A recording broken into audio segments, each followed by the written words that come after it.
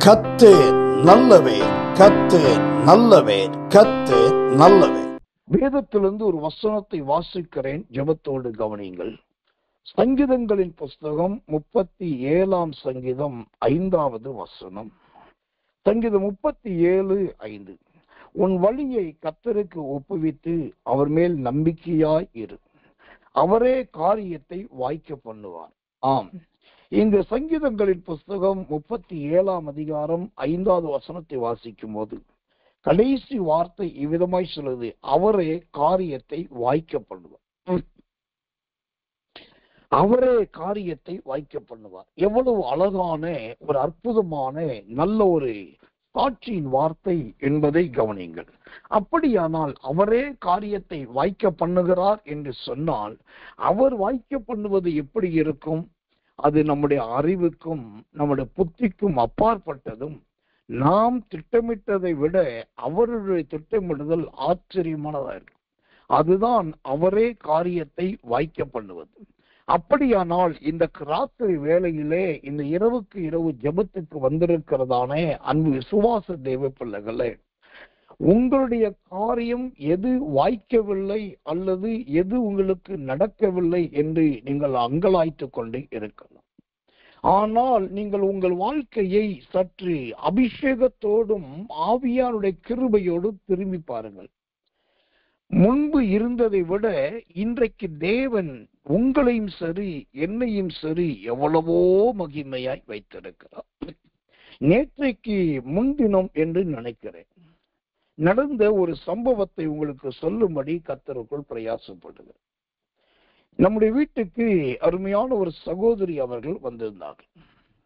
அவர்களோடு கூட மற்ற முக்கியமான சில அலுவல்கள் முடித்துவிட்டு மதுரை பட்டணத்திலே சுந்தரம் கடைக்கு போக வேண்டிய ஒரு கட்டாயம்.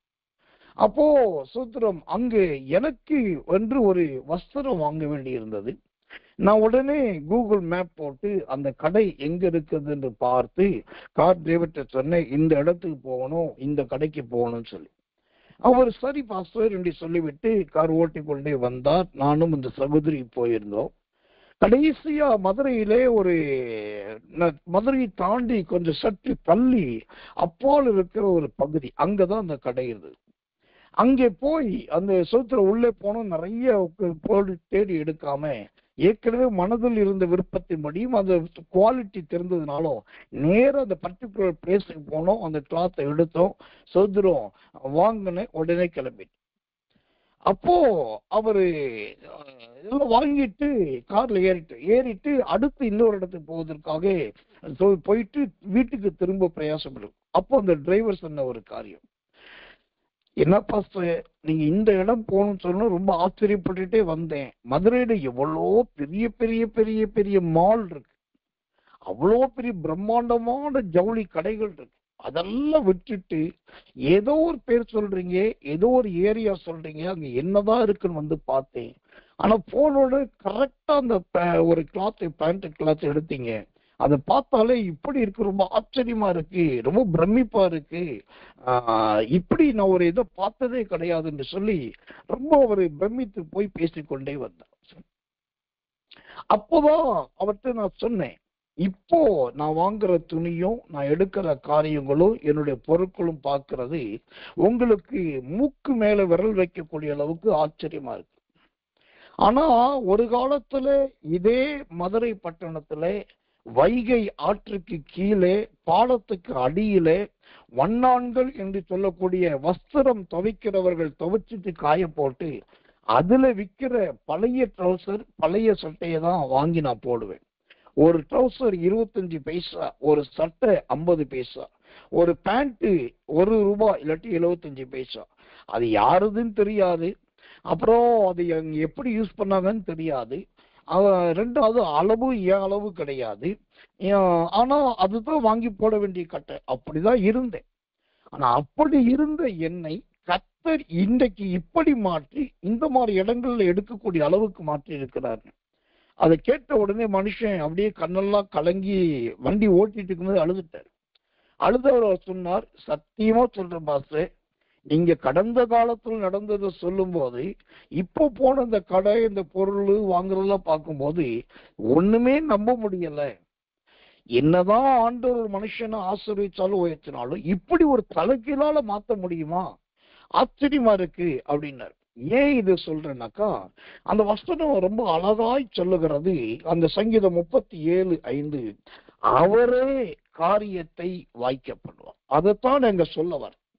நான் போய் ஒரு ஐடி கம்பெனில அல்லது ஒரு ஐஐடி யூனிவர்சிட்டியில வேலை பார்த்து நல்ல கை நிறைய சம்பளம் வாங்கி அதனால இந்த பொருளை வாங்கினா கூட அது அவ்வளவு ஒண்ணு நல்லா இருந்துடாது.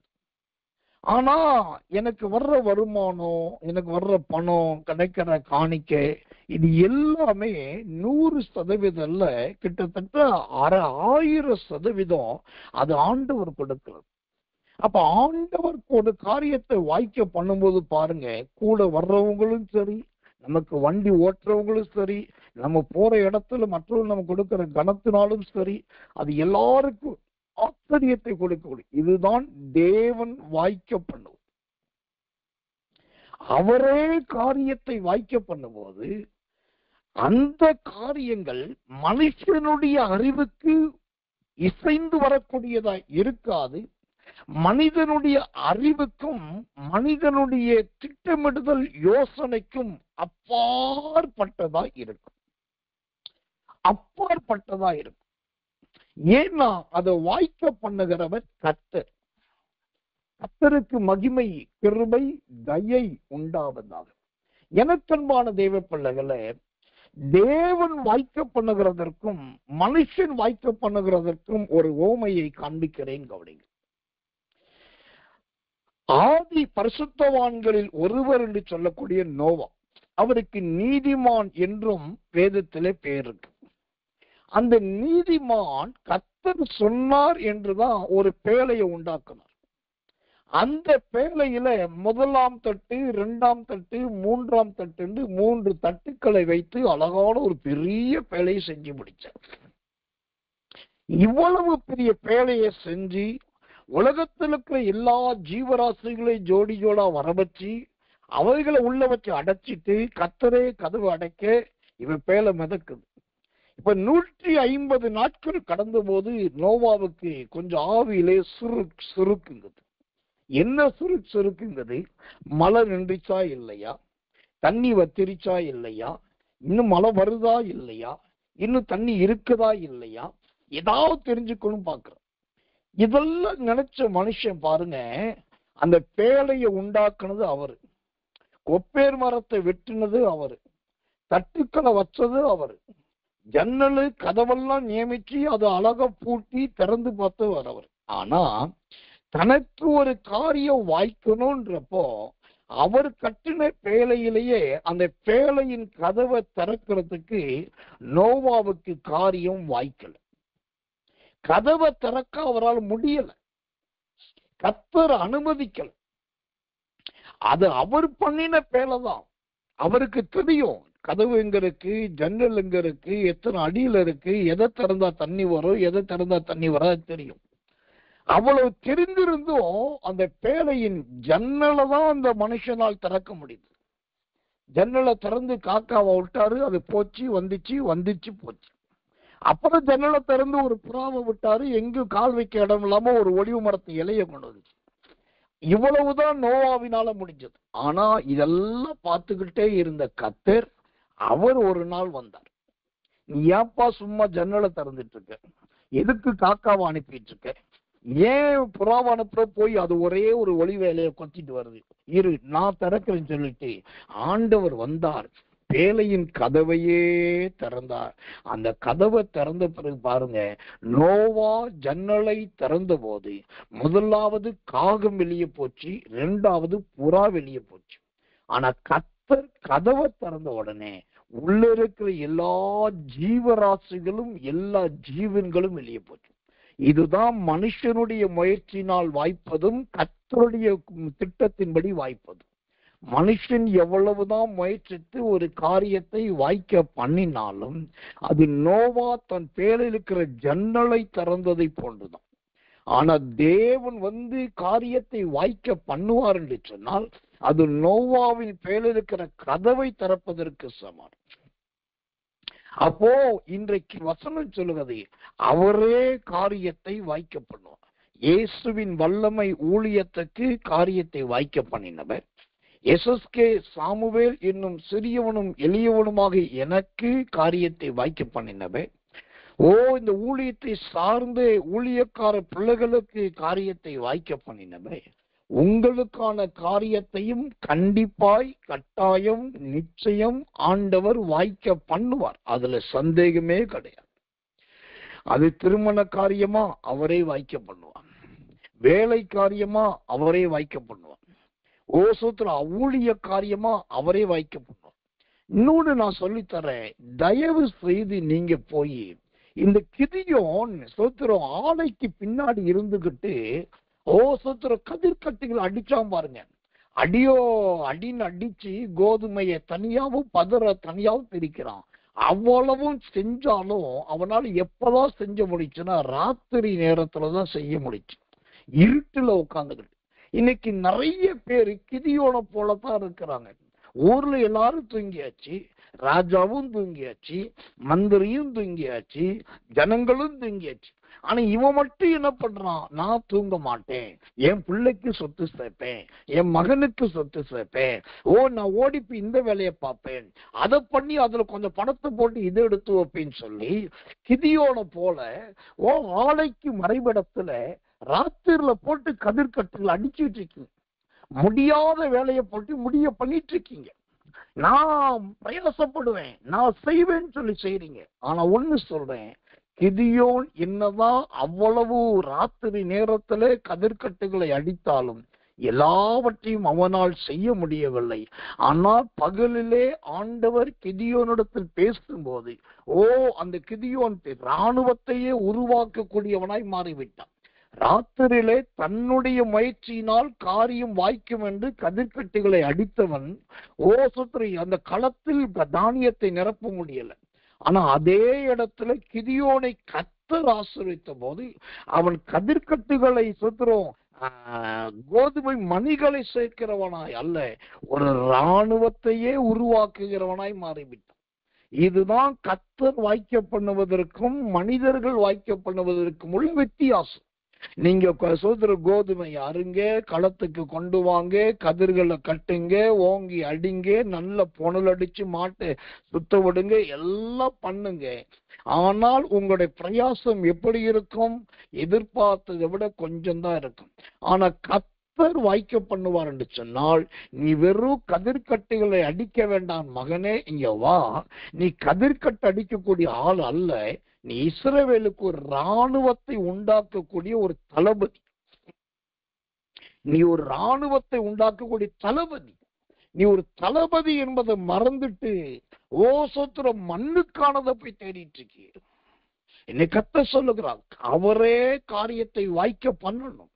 குறுக்கு வழியில போகாதீங்க, வேகமா நடக்கணும் முயற்சிக்காதீங்க. நான் சொன்ன நேரத்துல, நான் சொன்ன நாளில, நான் சொன்ன இடத்துல இது நடக்கணும் அப்படின்னு சொல்லி ஆண்டவருக்கு கண்டிஷன் போடாதீங்க. இது நடக்காட்டி இது பிசாசு செஞ்சது, இது நடந்தாக்க கர்த்தர் செஞ்சதுன்னு சொல்லி ஆவியானுடைய கிரியையை குறி சொல்லுதலுக்கு ஒப்பு கொடுக்காதீங்க. உங்க காரியங்கள் கர்த்தரால் வாய்க்கட்டும். ரூத் என்கிறவள் நல்லவள் தான், உத்தமிதான். அவளுடைய குணத்தை குறித்து ரூத்தின் புத்தகம் 2ஆம் அதிகாரம் 12ஆம் வசனம் சொல்லுகிறது. போவாசை குறித்து, போவாசு ஒரு நல்ல மனுஷன் தான், உத்தமன் தான், அவனை குறித்து ரூத்தின் புத்தகம் 4ஆம் அதிகாரம் 11ஆம் வசனம் சொல்லுகிறது. ரூத்தை குறித்து நீ உத்தமி என்று சொல்லப்படுகிறது, போவாசை குறித்து நீ பாக்கியம் உள்ளவர் என்று சொல்லப்படுகிறது. ஆனா இங்கு ரூத் என்னதான் உத்தமியா இருந்தாலும் அவள் வயல்வெளியிலே கோதுமைகளை பொறுக்கும் போது காலை முதல் மாலை வரைக்கும் பொறுக்கியும் ஒரு மரக்கால் அல்லது அரை மரக்கால் கோதுமை மட்டும்தான் பொறுக்கி கொண்டு போய் மாமியார் இடத்தில் கொடுக்க முடியும். ஆனா அதே ரூத்துக்கு போவாஸ் மூலமா கர்த்தர் காரியத்தை வாய்க்க பண்றார். வாய்க்க பண்ணும்போது அங்கு 6 படி கோதுமை கொடுக்கப்படுது. காலையிலிருந்து ராத்திரி வரைக்கும் குத்துக்கால் வச்சு வயக்காட்டுக்குள்ள உச்சி வெயில பொறுக்குனவளுக்கு ஒரே 1 மரக்கால் அல்லது 1 படி கோதுமை கிடைக்குது. ஆனா ஒரு சூத்திரம் ஒரு பகலும் வேலை செய்யாம போவாசின் கண்களில் தயவு கிடைச்ச உடனே அர்த்தராத்திரியில 6 மரக்கால் கோதுமை அவளுக்கு அளந்து போட்டு தலையில தூக்கி வைக்கப்படுது. இப்ப ரூத்தின் பிரயாசம் ஜெயிச்சதா, கர்த்தர் வாய்க்க பண்ணது ஜெயிச்சதா? இதுல இன்னொரு ரகசியத்தை தெரிஞ்சுக்கணும். ரூத்து வெயிலையும் உட்கார்ந்து, காத்துலையும் உட்கார்ந்து, வெளிச்சத்துலயும் உட்கார்ந்து, அறுக்கிற இடத்துல பொறுக்கி எல்லாம் பண்ணாலும் அவளுக்கு கிடைச்சது வெறும் கோதுமை மட்டும்தான். ஆனா கர்த்தர் போவாஸ் மூலமா கசுத்திர காரியத்தை வாய்க்க பண்ணும் போது 6 மரக்கால் கோதுமை மட்டும் கிடைக்கலங்க, அவளுக்கு வேண்டிய வாழ்க்கையையும் ஆண்டவர் கொடுத்தார். அந்த ரூத்தின் மூலமா இயேசு கிறிஸ்துவின் நலலாட்டமான தாவீதையும் கர்த்தர் பிறக்க வைத்தார்.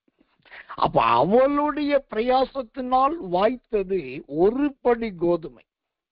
ஆனா கர்த்தர் காரியத்தை வாய்க்க பண்ணும்போது 6 படி கோதுமையும் கொடுத்து தாவீதின் வம்சத்தையும் கொண்டு வந்து பிறக்க வைத்தா. இதுதான் கர்த்தருடைய தெரியும். இந்த செய்தியை கேட்கிற எனக்கு மிகவும் பிரியமான அன்பு விசுவாச தேவ பிள்ளைகளுக்கும் போதக பிதாக்களுக்கும் நான் சொல்றேன், நமக்கு வேகமா வேலை நடக்கிறதுக்கு எவ்வளவோ வழி இருக்குங்க. நமக்கு வேகமா காரியம் நடக்கிறதுக்கு எத்தனை ஆட்கள் இருக்காங்க, அதெல்லாம் சப்போர்ட் பண்ணுவாங்க, எல்லாம் உண்மைதான். ஆனா தேவனாக ஒரு காரியத்தை வாய்க்க பண்ணுவார் என்று சொன்னால் அது தலைக்கு சூட்டின கிரீடம் போன்றது. தலைக்கு சூட்டின கிரீடம் போன்றது. பேதுருவும் சீசரும் சொன்னாங்க பாருங்க, ஐயா நாங்க முயற்சித்து முயற்சித்து முயற்சித்து காரியம் வாய்க்கும்னு பார்த்தோம் ஐயா, எல்லாமே பொய்யா போயிடுச்சு, ஒன்னும் வாய்க்கலையா. ஏப்பா என்ன ஆயிடுச்சு? ராத்திரி எல்லாம் பிரயாசப்பட்டோம், ஒரு மீன் கிடைக்கல. அப்போ சோத்திரம் பேதுருவாய் பார்த்து வாய்க்க பண்ணும் என்று நினைத்த காரியம் வாய்க்கல. ஆனா அதே பேதுருவிட்டையும் சீசர்கிட்ட சொல்றாரு, ஆழத்துல கொண்டு போய் வலது பக்கமா வலைய போடுங்க. சொன்னவரு ஆழத்துக்கு போகல, சொன்னவரு வலைக்கு உள்ள இருக்கல, சொன்னவரு தண்ணிக்கு உள்ள போல, அவர் கரையில இருந்துட்டார். ஆழத்துல கொண்டு போய் வலைய போடுங்க, வலது பக்கமா போடுங்கன்னு சொன்ன போட்டாங்க பாருங்க. ஐயோ ஆண்டவரே, 153 பெரிய மீன்கள வலையை இழுக்க மாட்டாமல் இழுத்து. ஏன் தெரியுமா? பேதுரு அனுபவத்தை வைத்து முயற்சித்தார், தனக்கு காரியம் வாய்க்கும், வியாபாரம் செழிக்கும் என்று நினைத்தார். ஆனால் அது வாய்க்கல, அது செழிக்கல. ஆனா கர்த்தர் காரியத்தை வாய்க்க பண்ணின போது ஒரு இடத்துல 153 பெரிய மீனும் கிடைக்குது, இன்னொரு இடத்துல வலை கிழிந்து போகத்தக்கதாக திரளான மீன்கள் பிடிச்சு 2 படகுகளை ஏற்றுகிறார். 2 படகு நிறை, அவ்வளவு மீன்கள். அப்ப கர்த்தர் காரியத்தை வாய்க்க பண்ணாவிட்டால் நம்மகிட்ட படகு இருக்கும், நம்ம கிட்ட அனுபவம் இருக்கும், நமக்கு பக்குவம் இருக்கும், உதவி செய்ய ஆட்கள் இருப்பாங்க, ஆனா பலன் மட்டும் ஒண்ணுமே இருக்காது. ஆனா கர்த்தர் காரியத்தை வாய்க்க பண்ணுவார் சொன்னாக்கா நீங்க வேற ஒண்ணுமே பண்ண வேண்டாங்க. பழைய படகுதான், ஏற்கனவே இருந்த அதே படகு, பழைய வலைதான், ஏற்கனவே இருக்கிற அதே வலைதான். ஆனா இப்ப இடையில இங்க தேவையானது ஒண்ணே ஒண்ணு, என்னன்னா அதுதான் கர்த்தருடைய வாயிலிருந்து பிறக்கிற வார்த்தை. ஆண்டோடைய வாயிலிருந்து ஒரு வார்த்தை பிறக்கணும், அவர் சொல்லணும், இது என்னுடைய தீர்மானத்தின்படி ஆனது அப்படின்னு சொல்லணும். நான் உனக்கு முன்பாக சென்று கோணலானவைகளை செவ்வையாக்குகிறேன் அப்படின்னு அவர் சொல்லணும். நீ ஒன்றுக்கும் பயப்படாமல் சந்தேகப்படாமல் இறங்கி போ, நான் தான் அவர்கள் அனுப்பினேன் என்று பேதுருவுக்கு அப்போஸ்தலர் 10 சொன்ன மாதிரி உங்களுக்கு கர்த்தர் சொல்லணும். எப்படியோ ஒரு கர்த்தருடைய வார்த்தை வரணும், ஒரு வெளிப்பாடு வரணும், ஒரு தரிசனம் வரணும், ஒரு சொப்பனம் வரணும். அந்த ஆண்டவருடைய வார்த்தை வந்துட்டாக்கா, உங்களுக்கு புது படகு தேவையில்லை, புது வள தேவையில்லை, புது ஆட்கள் தேவையில்லை. ஆண்டவர் அங்கேயே உட்கார்ந்துக்குவாரு. ஆனா நீங்களோ போய் திரளான மீன்களை பிடித்து கொண்டு வருவீர்கள். அதற்கு தேவை அந்த கர்த்தருடைய வார்த்தை. அது என்ன வார்த்தை? ஆழத்திலே கொண்டு போய் வலையை போடுங்க. அது எதை குறிக்கிறது? சில இதை எடுத்துட்டு ஆழம் என்பது உபதேசம்ன்றாங்க, இங்க சொல்ல போற ஆழம்ன்றது சத்திய மார்க்கம்ன்றாங்க, இன்னும் சில ஆழத்துல போடுங்கள் அப்படின்றது நீ வலைய கையில இது பண்ணக்கூடாது, தூக்கி எரியணும், அப்போ நீண்ட நாட்கள் ஆகாரத்தை தண்ணீர் மேல் போடு அப்படின்னு அதுக்கு ஒரு ஓமையை சொல்றாங்க. அப்புறம் கத்த நல்லவை வலை நிரம்பினது, அது சொத்து மீன்கள் கிடையாது, அது ஆத்துமாக்கள், அது ஜனங்கன்னு சொல்றாங்க. அப்புறம் படகு நிரம்பினது, படகு என்பது உங்க ஊழியம், உங்க வாழ்க்கை, உங்க ஊழியமே நிரம்பி வழிய போகுதுன்றாங்க. இதுக்கு எல்லாத்துக்கும் ஒவ்வொன்று விதமான விளக்கத்தை கொடுக்கிறாங்க. ஆனா நான் சொல்றேன், இந்த சத்தியத்துக்கு விளக்கம் தேவையே இல்லை. படகுன்னா என்ன, ஆழம்னா என்ன, வலைன்னா என்ன, அது தேவையில்லை. இங்க தேவை ஒரே ஒரு அர்த்தம், ஒரே ஒரு விளக்கம். அது என்னன்னா அதுதான் கர்த்தருடைய வார்த்தை. அவர் காரியத்தை வாய்க்க பண்ண வேண்டும். அவருடைய வாயிலிருந்து நமக்கு ஒரு பிரதி உத்தரம் கிடைக்க வேண்டும். அவர் நமக்கு ஒரு சத்தியத்தை சொல்லணும். அவர்கிட்ட இருந்து ஒரு வார்த்தை கிடைச்சா போதும், படகும் நிரம்பும், மீன்களாலும் நிரம்பும், மற்ற படகுக்காரர்களும் உதவி செய்வாங்க. எண்ணக்கூடிய அளவுக்கு மீன்கள் பெருக்கமும் இருக்கும், எல்லாமே நன்மையமா இருக்கும். அப்ப தேவை அந்த கர்த்தருடைய வாயிலிருந்து பிறக்கிற ஒரே ஒரு வார்த்தை. அந்த வார்த்தை தான் எத்தனை பேருக்கு தெரியும் தெரியல. பழைய நம்முடைய இயேசுவின் வல்லமை இருட்டோட ஜெபத்தை சேர்ந்த ஜனங்களுக்கு, பழைய மக்களுக்கு நல்லா தெரியும். நான் எப்பயுமே நம்ம ஊழியத்துல சொல்றோம், எல்லா ஊழியமும் செய்யறோம், ஆனாலும் பாடலுக்கு ரொம்ப முக்கியத்துவம் தரமாட்டோம். அப்புறம் அல்லேலூயா பாட்டு பாடியே நேரத்தை கடத்துகிற அந்த சோத்திர ஆராதனைன்ற பேர்ல ஏதோ பாட்டு பாடி வர்ஷிப் பண்ற, அதுக்கும் ரொம்ப நம்ம நேரம் கொடுக்கிறது கிடையாது. எல்லாத்த விட நம்ம அதிக முக்கியத்துவம் கொடுக்க ஒண்ணு கர்த்தருடைய வார்த்தை தான்.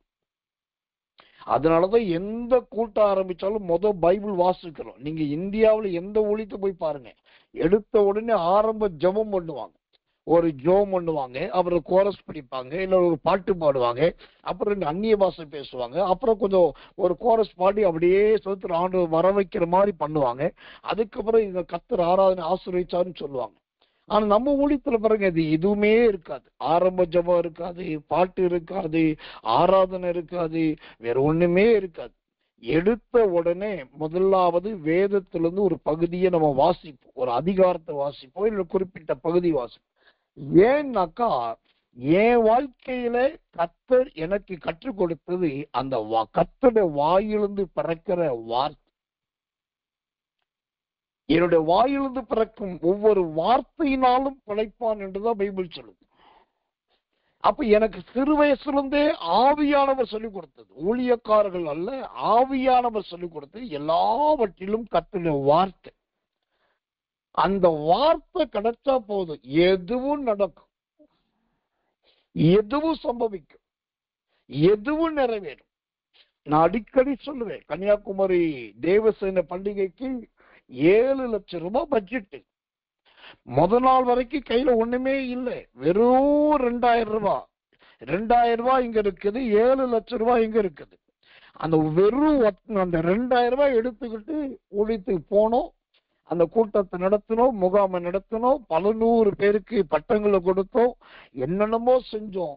திரும்பி வரும்போது ஒரு நயா பைசா கடன் இல்லாம ஏறத்தாழ 60,000 ரூபாயோடு வர உதவி செய்தார். அந்த 4 நாளுக்குள்ள ஒரு கேம்பஸை விட்டு வெளியே போகல, காம்பவுண்டை விட்டு வெளியே போகல, யாருடைய இடத்துக்கு போகல, எந்த பேங்குக்கு போகல, ஏடிஎம்முக்கு போகல, எதுவுமே செய்யல. அவருடைய கிருபையினால் எல்லாம் கிடைச்சது. ஏன்னாக்கா அதுக்கு ஒரே ஒரு ரகசியம். 18ஆம் தேதி தேவசேன பண்டிகைனாக்கா 16ஆம் தேதி மத்தியானம் நான் வீட்டுல நடந்து ஜெபம் பண்ணிட்டு இருக்கேன். அப்ப ஆண்டவர்ட்ட ஒன்னே ஒண்ணு சொன்னேன், எனக்கு பணம் வேண்டாம் ஆண்டவரே, எனக்கு ஒரு வார்த்தையை தாருன்னு கேட்டேன்.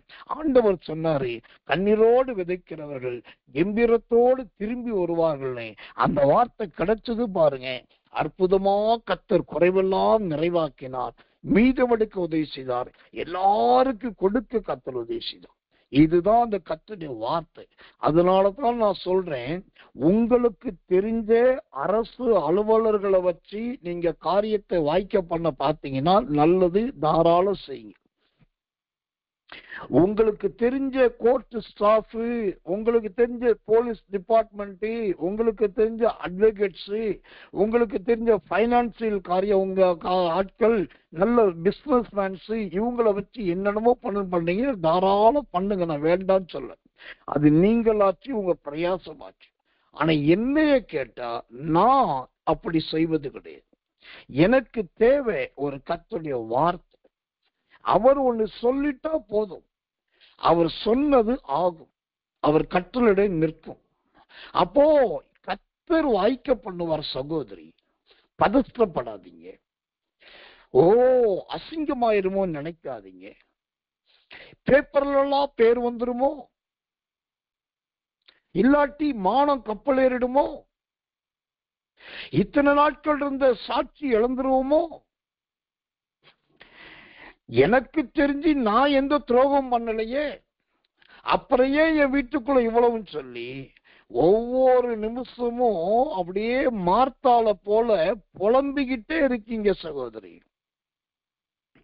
அந்த புலம்பல முதலாவது நிப்பாட்டுங்க. என்ன நடந்தாலும் பிதாவின் சித்தம் இல்லாமல் தலையில் இருக்கிற ஒரு முடியும் கீழே விழுவது இல்லை, ஒரு முடியும் கீழே விழாது. அப்போ கர்த்தர் தான் நன்மையானதை செய்யணும், அவர் காரியத்தை வாய்க்கப்படணும். விடுதலை வேணுமா, அவர் தான் வாய்க்கப்படணும். ஜெயம் வேணுமா, அவர் தான் காரியத்தை வாய்க்கப்படணும். ஓ, வெற்றி வேணுமா, அவர் தான் காரியத்தை வாய்க்க வேணும். பணம் வேணுமா, அவர் தான் காரியத்தை வாய்க்க பண்ணணும். ஓ சோத்திர சமாதானம் வேணுமா, அவர் தான் காரியத்தை வாய்க்கணும். அதை விட்டுட்டு ஆள் பிடிக்கிறது, காக்கா பிடிக்கிறது, அங்க பிடிக்கிறது, இங்க பிடிக்க எல்லாத்தையும் விட்டுட்டு நீங்க பிடிக்க வேண்டியது ஒரு ரெண்டே ரெண்டு. ஒன்று, கர்த்தருடைய பாதத்தை பிடிங்க. ரெண்டாவது, கர்த்தருடைய வார்த்தையை பிடிங்க. நீங்க ஊழியக்காரரா இருந்தாலும் உங்களுக்கும் இதுதான் உபதேசம், நீங்க விசுவாசியா இருந்தாலும் உங்களுக்கும் இதுதான் உபதேசம், நீங்க சாதாரணமானவர்களா இருந்தாலும் உங்களுக்கும் இதுதான் சத்தியம், நீங்க பைபிள்ல தேறினவங்களா இருந்தாலும் உங்களுக்கும் இதுதான் சத்தியம். அவங்களுக்கு ஒரு சத்தியம், இவங்களுக்கு ஒரு சத்தியம் அல்ல. இவங்களுக்கு வேற மாதிரி உபதேசம், உங்களுக்கு வேற மாதிரி உபதேசம் இல்லை. தேவனுடைய உபதேசமும் சத்தியமும் ஒன்றுதான். அவரே காரியத்தை வைக்கப்படும். ஆனா இங்க ஒரே ஒரு வார்த்தை நான் சொல்லி முடிக்கிறேன். அவரே காரியத்தை வாய்க்க பண்ணுவார் என்கிற வசனத்தை அந்த சங்கீதங்களின் புஸ்தகத்துல 37ஆம் சங்கீதம் 5ஆம் வசனத்தை வாசிக்கும் போது வாசிக்கிறதுக்கு ரொம்ப நல்லா இருக்கும்.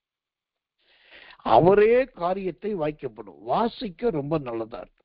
ஆனா அங்க அந்த வசனத்துக்கு இடையில ஒரு வார்த்தை இருக்கு பாருங்க.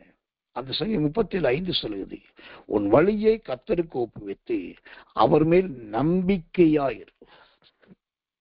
இதுதான் இன்னைக்கு ரொம்ப கஷ்டம், ரொம்ப கடினமான நம்பிக்கை. ஓ, இப்ப கர்த்தர் காரியத்தை வாய்க்க பண்ணணும்னா அங்க 2 தூண்கள் கண்டிப்பா அஸ்திபாரம் போட்டுதான் ஆகணும். அந்த 2 தூண்கள் மூலமா தான் பிதாவின் சித்தம் நிறைவேறும். அந்த 2 தூண் என்னன்னா, ஒன்று சங்கீதம் 37:5 சொல்லுகிறபடி கர்த்தர் காரியத்தை வாய்க்க பண்ணுவார் என்று நம்பிக்கை. 2வது, ஓ கர்த்தர் காரியத்தை வாய்க்க பண்ணும் வரைக்கும் நான் இருப்பேன் என்று ஒரு பொறுமை. இந்த நம்பிக்கையும் பொறுமையும் இருந்தால்தான் ஒரு படகின் 2 துடுப்புகளை போல, ஒரு துடுப்பு இருந்தால் படகு ஒரு பக்கமாய் போய்கொண்டிருக்கும், 2 துடுப்பு போட்டால் அது வேகமாய் போக வேண்டிய இடத்துக்கு போகலாம். அப்போ கர்த்தர் காரியத்தை வாய்க்க பண்ணணும் அப்படின்னாக்கா நான் கண்ணை மூடிக்கிட்டு கர்த்தர் சொல்றாரு, நாளைக்கு காலைக்குள்ள பாரு உங்களுக்கு நடக்கும், உங்களுக்கு ஒரு வசூத்திரம் எஸ்எம்எஸ் வரும் பாருங்க, அதை எடுத்து பாருங்க, குட் நியூஸ் இருக்கும், நாளைக்கு ஒரு தீர்க்க தரிசன செய்தி உங்களை தேடி வரும் பாருங்க, அப்பயும் இருளெல்லாம் போயிரும் சொல்லி நான் ஏதோ ஒண்ணு சொல்லணும். ஆனா நான் அதை சொல்ல விரும்பல. இங்க நான் சொல்ல விரும்புகிற காரியம் ரெண்டே ரெண்டு. கர்த்தர் காரியத்தை வாய்க்க பண்ணணும்னா, ஒன்று கர்த்தர் மேல் நம்பிக்கையா இருக்கும். இரண்டாவது, அவர் அந்த காரியத்தை நிறைவேற்றி முடிக்கிற வரைக்கும் அதிக பொறுமையோடு இருக்கு. அதிக பொறுமையோடு இருக்கு. சரி ஐயா, நம்பிக்கையோடு இருங்கன்றீங்க. சரி, நம்புறேன். இன்னைக்கு இல்ல நாளைக்கு, நாளைக்கு இல்ல நாளை கழிச்சு ஒரு நாள் கண்டிப்பா நடந்துரும். நான் ஒரு நம்புறேன். ஆனா பொறுமையா இருக்க சொல்றீங்களே, அந்த பொறுமை எவ்வளவு பொறுமையா இருக்கணும் அப்படின்னாக்கா, அதுக்கு ஒரு அளவு சொல்றேன் பாருங்க. யாரும் எதிர்பார்க்காத ஒரு அளவு. ஆபிரகாம் ஈசாக்கு கூப்பிட்டு போய் மோரியா மலை மேலே பலி செலுத்த போயாச்சு. போற வழியிலே ஈசாக்கு இருக்கிறார், அப்பா சட்டி இருக்கு, விறகு இருக்கு, நெருப்பு இருக்கு, ஆனா ஆடு எங்க? அப்பயே அவனுக்கு பையனுக்கு எல்லாம் தெரிஞ்சிருச்சு. இப்போ மேலே போயாச்சு. மேல போனாலும் இந்த ஈசாக்கு என்ன செய்யறாரு? ரொம்ப பொறுமையா இருக்கு. அப்போ அங்க இருக்கிற கல்லெல்லாம் தூக்கி போட்டு ஒரு இடுப்பளவு உயரத்துக்கு ஒரு பலிபீடத்தை கட்டுறாரு. அப்பயும் ஈசாக்கு பொறுமையா இருக்காரு. பலிபீடத்தை கட்டி கொஞ்சம் விறகெல்லாம் எடுத்து மேல அடுக்கிறார். அப்பயும் ஈசாக்கு பொறுமையா இருக்காரு. கடைசியில தன் சொந்த மகனை கூப்பிட்டு கையை கட்டி காலை கட்டி அந்த கல்லறைக்கு மேல மன்னிக்கிறோம், அந்த பலிபீடத்து மேல படுக்க வைக்கிறார். அப்பயும் பொறுமையா இருக்காரு. இந்த பொறுமை எங்க போய் முடியுது பாருங்க, இல்லாட்டி எங்க விளங்குது பாருங்க. கடைசி கையை கட்டி காலை கட்டி வாயை கட்டி பலிபீடத்துல பையனை வச்சுட்டு அவர் பையனை வெட்டுறதுக்கா அருவா ஓங்குறார் பாருங்க. அந்த ஓங்குற வரைக்கும் அந்த ஈசாக்கு அவசரப்படவே இல்லை. இதுதான் பொறுமை. இதுதான் பொறுமை. மரணமே வந்தாலும் மரணம் வருமே ஒளிய என் ஜீவன் போகாது என்று பொறுமையோடு இருக்கணும்.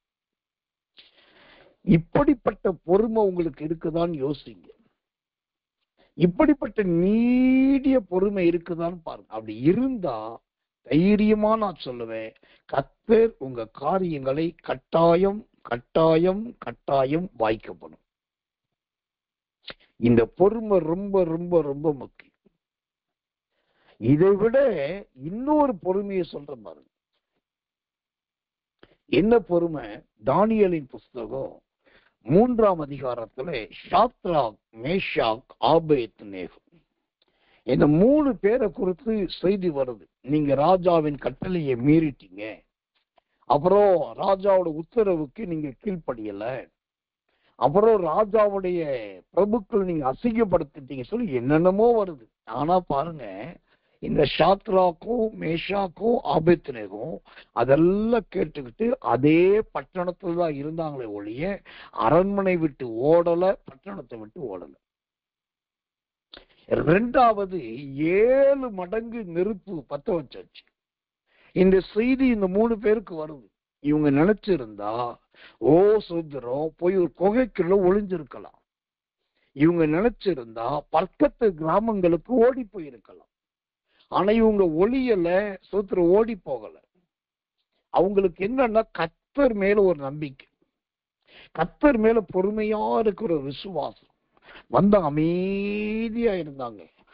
தூக்கி சாத்ராக்கு மேஷாக்கு ஆபேத்நேகோ தூக்கி உள்ள போடுறாங்க. உள்ள போட்டு அவங்க கர்த்தர் நல்லவன் 4ஆம் நபருடைய சாயல் தோன்றி கர்த்தர் உலாவுகிறார். அப்போ உன்னதமான தேவனுடைய ஊழியக்காரரே வெளியே வாருங்கள் அழைக்கப்படுகிறாங்க. இப்போ இந்த சாத்ராக் மேஷாக் ஆபேத்நேகோட பொறுமை எவ்வளவு நேரம் நீடிச்சது? அந்த பொறுமை எவ்வளவு பெருசு அப்படின்னாக்கா, நெருப்புல தூக்கி போட்டாலும் நாங்க சாக மாட்டோம், உயிரோடு இருப்போம் என்று சொல்லி அந்த நெருப்புக்கு எதிராய் நம்பிக்கையோடு, அந்த நெருப்புக்கு எதிராய் பொறுமையோடு இருந்தாங்க பாருங்க. அந்த பொறுமை தான் அவர்களை உயிருள்ள சாட்சிகளாய் மாற்றினது. அந்த பொறுமை தான் இவர்களை மீண்டும் பதவியில வைத்தினது. அவரே கர்த்தரே காரியத்தை வாய்க்க பண்ணுவார். கர்த்தர் காரியத்தை வாய்க்க பண்ணணும் அப்படின்னா அதுக்கு ரொம்ப ரொம்ப ரொம்ப ரெண்டாவதா தேவை பொறுமை. இந்த பொறுமை உங்களுக்கு இருக்குதான்னு பாருங்க. பைபிள்ல ரொம்ப பொறுமையா இருந்தது யார் அப்படின்னாக்கா எல்லாரும் உடனே கூச்சலிட்டு சொல்லுவாங்க, யோபு தான் ரொம்ப பொறுமைசாலி. அப்புறம் அதுல ஒரு கூட்டம் பிரிஞ்சிட்டு வந்துட்டு அது சொல்லும், இல்ல இல்ல இல்ல இல்ல இயேசு கிறிஸ்து தான் பொறுமைசாலி. நான் சொல்றேன், யோபு ஒரு பொறுமைசாலி அப்படின்னு சொல்றதை விட, இயேசுதான் உலகத்துல பொறுமைசாலின்னு சொல்றதை விட ஒரு ரொம்ப பெரிய பொறுமைசாலி யாருன்னா இயேசுவின் 12 அப்போஸ்தலர்களில் ஒருவனாகிய அன்பின் அப்போஸ்தலன் என்று அழைக்கப்பட்ட சோத்திரம் அந்த அன்பின் அப்போஸ்தலனாகிய யோவான். இந்த மனுஷன்தான் பொறுமைக்கு மிகப்பெரிய எடுத்துக்காட்டு, ரொம்ப பெரிய எடுத்துக்காட்டு பொறுமைக்கு இந்த அன்பின் அப்போஸ்தலனாகிய யோவான்னாக்கா. ஏன்னா அவரை கடத்தி கொண்டு போய் சொல்கிறோம் பத்மூன்ற தீவுக்கு கொண்டு போயிட்டாங்க. அப்பயும் பொறுமையா இருக்காங்க. திரும்ப அந்த உளையான சேறு நிறைந்த காட்டுல தீவுல விட்டுட்டு திரும்பி வந்துட்டாங்க. அப்பயும் ஒரு பொறுமையா இருக்கிறார். அப்புறம் கர்த்தர் நல்லவன், அங்கு ரொம்ப பயங்கரமான தரிசனங்கள், பயங்கரமான வெளிப்பாடுகள், பயங்கரமான காட்சியெல்லாம் பார்க்கிறார். அப்பயும் அந்த மனுஷன் பொறுமையா இருக்கிறார். இப்படி சோத்திர உயிருக்கு ஆபத்து வரக்கூடிய பல ஆவிக்குரிய காரியங்கள் செய்தாலும் அந்த அன்பின் அப்போஸ்தலனாகிய யோவான் ரொம்ப பொறுமையா இருந்து, அந்த பொறுமையின் விளைவுதான் இன்னைக்கு வெளிப்படுத்துற விசேஷ புத்தகம் நமக்கு கிடைச்சிருக்கு. அந்த தேவ மனுஷனுடைய பொறுமையின் விளைவுதான் இன்றைக்கு கிறிஸ்துவ சொல்கிறோம் அந்த தேவனுடைய உயிருள்ள சாட்சியாய் கர்த்தர் வைத்திருக்கிறார். இப்போ சொல்லுங்க, இந்த அளவுக்கு உங்களுக்கு பொறுமை இருக்குதா? எதுக்கெடுத்தாலும் கோபப்படுவது, எதுக்கெடுத்தாலும் எரிவது, எதுக்கெடுத்தாலும் ஆத்திரப்படுவது, எதுக்கெடுத்தாலும் சொத்துறோம் வார்த்தைகளை பிரயோகிப்பது சொல்கிறோம். ஆனா இன்னைக்கு ஒன்னே ஒன்று சொல்றேன், கர்த்தர் காரியத்தை வாய்க்க பண்ணுவார். அவர் காரியத்தை வாய்க்க பண்ணணும்னாக்கா அந்த சங்கீதம் 37:5 சொல்லுகிறபடி அவர்களின் நம்பிக்கையாயிருக்கு. இரண்டாவது, அவர் காரியத்தை வாய்க்க பண்ணணும்னா நீடிய பொறுமையா இருங்க. ஆனா கடைசியா சொல்லி முடிக்கிறேன், இந்த நம்பிக்கையும் இந்த பொறுமையும் எந்த பரிசுத்தவாணியும் எந்த விசுவாசமோ தேவஜனத்தையும் கைவிட்டதே கிடையாது. இந்த செய்தி உங்களுக்கு மட்டும் கிடையாது. நான் கிருபையை முன்னிட்டு திறம் தாழ்த்தி சொல்லுவேன், இந்த செய்தி எனக்கும் தேவைதான், எனக்கும் உரியது. ஏன்னாக்கா நானும் கர்த்தர் மீது நம்பிக்கையாத்தான் இருக்கிறேன். இரண்டாவது, இதுவரைக்கும் பொறுமையா இருந்தேன், இப்போதும் பொறுமையா இருக்கிறேன். நான் சொல்கிறோம், எத்தனை பேர் சொன்னாங்க இவ்வளவு கஷ்டப்படுறீங்க, ஒரு லாட்டரி சீட்டு வாங்குங்க, அந்த லாட்டரி சீட்டு விழுந்தா போதும், அதுல இருந்து உங்களுக்கு நன்மை கிடைக்கும். இன்னும் சில மாச சீட்டு போடுங்க, அந்த மாச சீட்டு சேர்ந்தா ஒரு குழுக்கள் உழைச்சுன்னா மொத்தமா உங்களுக்கு வந்துடும், அப்புறம் நீங்க மெதுவா கட்டிக்கலாம். அப்புறம் சோத்திரம் இந்த சீட்டு போடுங்க, அந்த சீட்டு போடுங்க. நான் எந்த சீட்டும் போடல, லாட்டரி சீட்டும் வாங்கல, அல்லது சோத்திர பணக்காரர்களை பார்த்து ஒரு மெயில் போடணும் அப்படி பண்ணல. இன்னைக்கு வரைக்கும் கர்த்தருடைய கிருபையினால் பொறுமையா இருக்கிறேன், அதிக நம்பிக்கையோடு இருக்கிறேன். எனக்கு ஒரே ஒரு விசுவாசம்தான். என்ன விசுவாசம்னா, தேவன் என்னை கிரியையுள்ள விசுவாசத்தை நடத்தியிருக்கிறார். எல்லாரும் விசுவாசத்தை வசனத்திலிருந்து பேசுவாங்க, நான் விசுவாசத்தை கண்ணால கண்டவன். எனக்கு தெரிந்த தேவ மனுஷன் எத்தனையோ தரித்திரியம், பிச்சைக்காரத்தனம், அடிமைத்தனம், வருமானத்துக்கு வழி இல்லை, சாப்பாட்டுக்கு வழி இல்லை, குடும்பத்தினிடத்த வழியே இல்லாம இருந்த ஒரு தேவ மனுஷன் அதுக்கு மத்தியிலும் முடிந்த வரைக்கும் நடந்து உருண்டு பரண்டு ஏதோ சின்ன சின்ன சின்ன சின்ன ஊழியத்தை செஞ்சார். ஆனா அந்த தேவ மனுஷன் பொறுமையா இருந்தாரு. நான் பார்த்தேன், அவரோட வாழ்க்கை எனக்கு தெரியும். இவ்வளோ ஊழியம் செய்யறவர் இப்படிப்பட்ட தரித்திரியமா இருக்காரு, ஊழியத்துக்கு சாட்சி இல்லையே, இவர் ஊழிய அழைப்பே இல்லை போல் இருக்கு, அதனாலதான் இவர் பேச தரித்திரியத்திற்காக நானே நினைச்ச காலம் உண்டு. ஆனா ஒரு காலம் வந்தது, ஆச்சரியப்படத்தக்கதா அந்த தேவ மனுஷனை கர்த்தர் ஆசீர்வதிச்சா இன்னைக்கு சொல்கிறோம், அவர் எங்கேயோ கொடிகட்டி பறக்க ஆரம்பிச்சார்.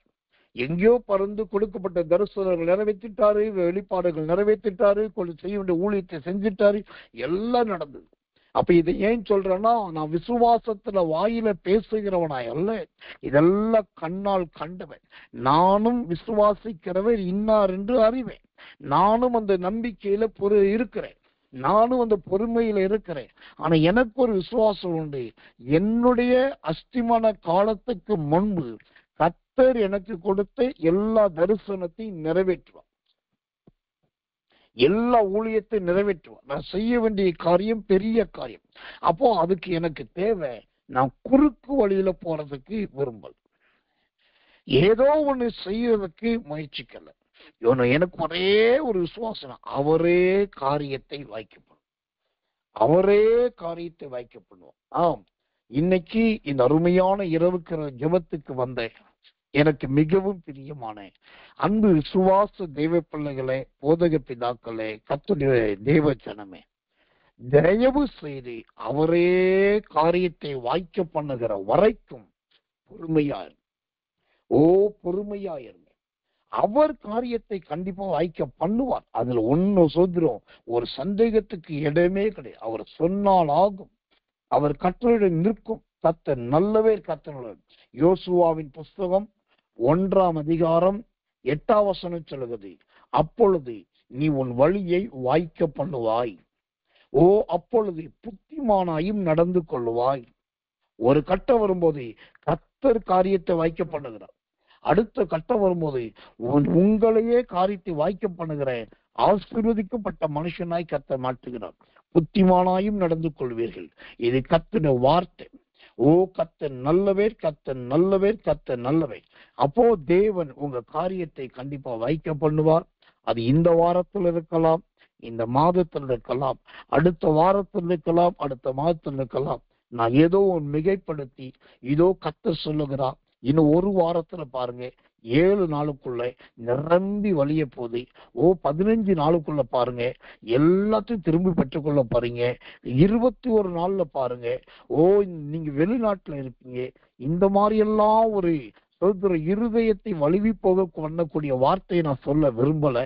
ஆனா ஒன்னே ஒண்ணு உறுதியா சொல்றேன், அவரே காரியத்தை வாய்க்க பண்ணுவார்.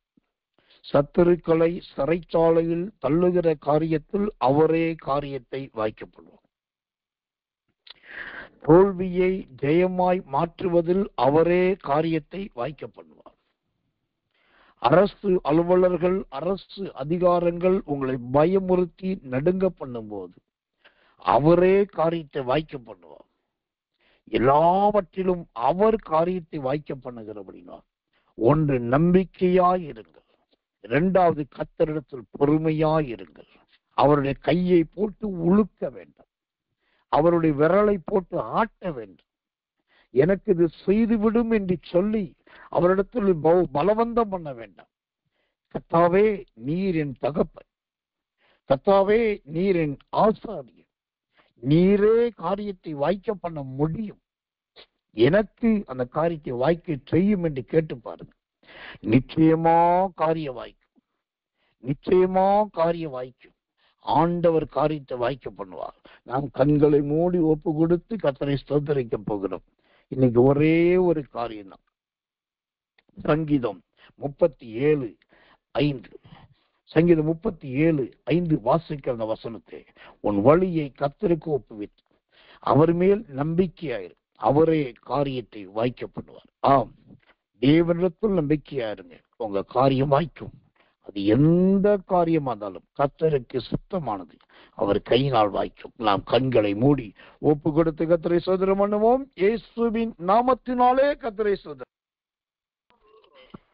ஸ்தோத்திரம் ஸ்தோத்திரம் ஸ்தோத்திரம் ஸ்தோத்திரம் ஸ்தோத்திரம் ஸ்தோத்திரம் ஜெய்கா டகதட தந்தா ரகதன கத்தோ ரகதரதி அந்தா டகதன மங்கே கதினக தொக்கோ டகதன ரண்டா டகதன கத்தோ ரகதரதியா. எல்லாரும் சோதரம் பண்ணுங்க, உற்சாகமாய் கர்த்தரை சோதரம் பண்ணுங்க.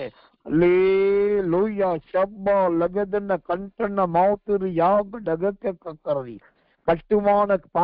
கட்டுமான காரியங்கள் தடையாய் நிற்கிறது நினைக்கிறீர்களோ, அவரே காரியத்தை வாய்க்க பண்ணுவா. வாங்கினது எப்படி கொடுக்க போகிறவனை நினைக்கிறீர்களோ, அவரே காரியத்தை வாய்க்க பண்ணுவா. ஓ கர்த்தர் நல்லவே. நான் மிகுந்த நெருக்கமான பாதையிலே போகிறேனே, என் கால்களுக்கு கீழே முட்கள் தானே கடக்கிறது, நான் கடக்க முடியுமா நினைக்கிறீர்கள் அல்லவா? நடக்கிறவர்கள் நீங்கள் அல்ல, இதாவே கர்த்தருடைய தூதர்களே தங்கள் கைகள் உங்களை ஏந்தி கொண்டு போகிறார்கள், அவர்களே காரியத்தை வாய்க்க பண்ணுவார்கள். ஓ ரகதனை கந்தா டகதன கட்டோ டகதன் அகத்தி ரகத ரதியா. பிரிந்து போனவர்கள் மீண்டும் எப்படி இணைவார்கள் என நினைக்கிறீர்கள் அல்லவா? நீங்கள் நினைக்க வேண்டாம் தேவ பிள்ளையே. மாம்சத்திலும் ரத்தத்திலும் நீங்கள் முயற்சி எடுக்க வேண்டாம். நீங்கள் ஸ்தோத்திரத்தோடு நீடிய பொறுமையோடு காத்து கொண்டிருங்கள். அந்த பிரிவினை ஆவிகளை கர்த்தர் சபிக்கிறார், மீண்டும் கர்த்தர் இணைக்கிறார். மோசையும் ஆரோனும் சந்தித்து இணைந்ததை போல கர்த்தர் உங்களை இணைய பண்ணுகிறார். ஓ சுத்திர மோசையும் கர்த்தர் சிப்போராலும் பிரிந்திருந்தவர்கள் மீண்டும் இணைந்ததை போல கர்த்தர் உங்களை மீண்டும் இணைய பண்ண போகிறார். அவரே காரியத்தை வாய்க்க பண்ணுகிறவே. கர்த்தர் காரியத்தை வாய்க்க பண்ணுகிற வரைக்கும் நன்மையானாலும் தீமையானாலோ பொறுமையாயிருங்கள்.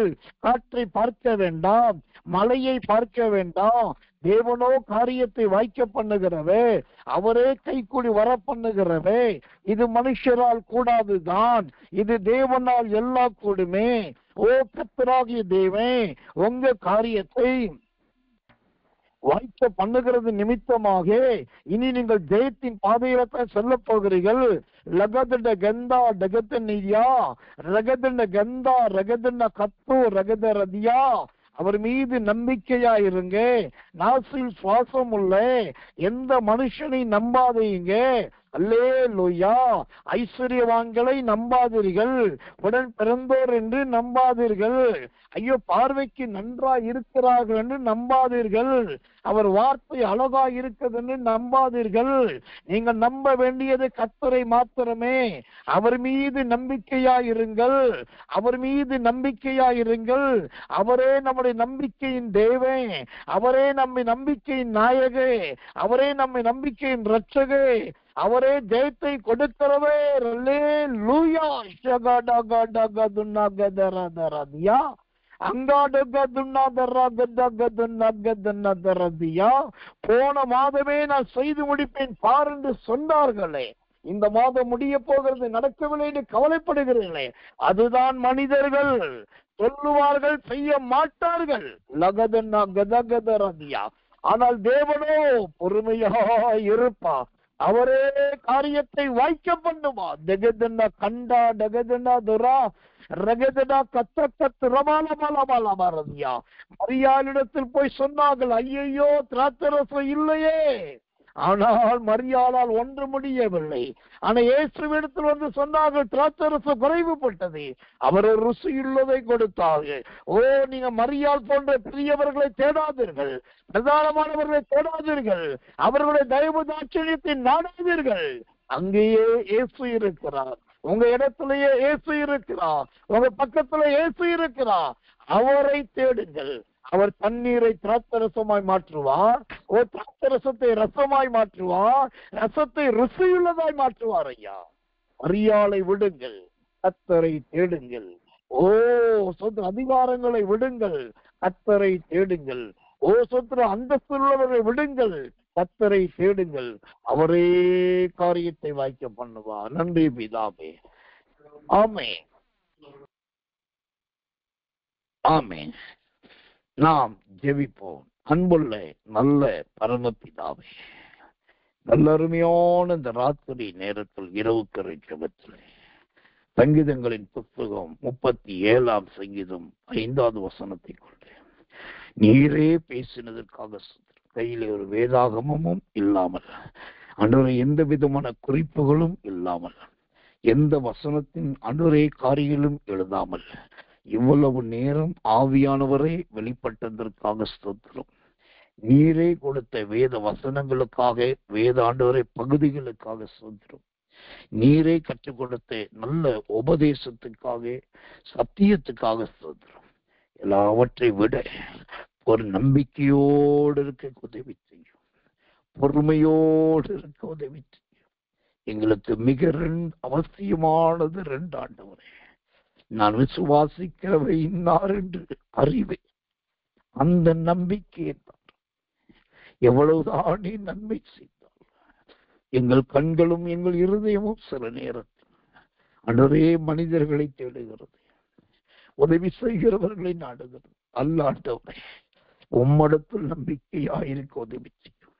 நீர் சொல்லி வலையாண்டவரே, கத்தர் நல்லவர், கத்தர் தூண்டிலை போட்டாலும் வெள்ளி பணமுள்ள மீன் கிடைக்கும். நீர் சொல்லி வலையை போட்டாலும் 153 பெரிய மீன் கிடைக்கும். 153 பெரிய மீனில் கிடைக்கக்கூடிய வருமானத்தை ஒரே மீனின் வாயிலே வெள்ளி பணமாய் வைத்திருந்தவை ஒரு மீனை வைத்து வெள்ளி பணத்தை கொடுக்க உம்மால் முடியும். 153 பெரிய மீனை வைத்து எல்லாரையும் போஷிக்க முடியும். எல்லாவற்றுக்கும் காரணம் நீர் ஆண்டவரே, காரணம் நீர் ஆண்டவரே. வெள்ளி பணம் இருக்கிற மீனையும் ஆண்டவரே கட்டளை கொடுத்தவன் நீர். 153 பெரிய மீனுக்கு கட்டளை கொடுத்தவன் நீர் ஆண்டவரே. எங்களுக்கு தூண்டிலா வலையா என்பது முக்கியம் அல்ல, சொல்லுவது யார் என்பதுதான் முக்கியம். சொல்லுவது நீர் அல்லவா, அனுப்புகிறவர் நீர் அல்லவா. அந்த நம்பிக்கை எங்களுக்கு போதும் ஐயா, அந்த நம்பிக்கை எங்களுக்கு போதும் ஐயா. நீ தூண்டிலை கொடுத்தாலும் அதில் வெள்ளி பணத்தை கொடுப்பி, நீர் வலையை கொடுத்தாலும் அதில் திரள் மீன்களை கொடுப்பி. எங்களுக்கு தூண்டிலோ வலையோ முக்கியம் அல்ல, அதுக்கு அதிகாரம் கொடுக்கிற கர்த்தர் அல்லவா முக்கியம். அந்த கர்த்தரை நாங்கள் விடாதிருக்க உதவி செய்யும், அந்த கர்த்தரை நாங்கள் மறக்காதிருக்க உதவி செய்யும், அந்த கர்த்தரையே சார்ந்திருக்க உதவி செய்யும். பொறுமையை தார், இன்னும் பொறுமையை தார்.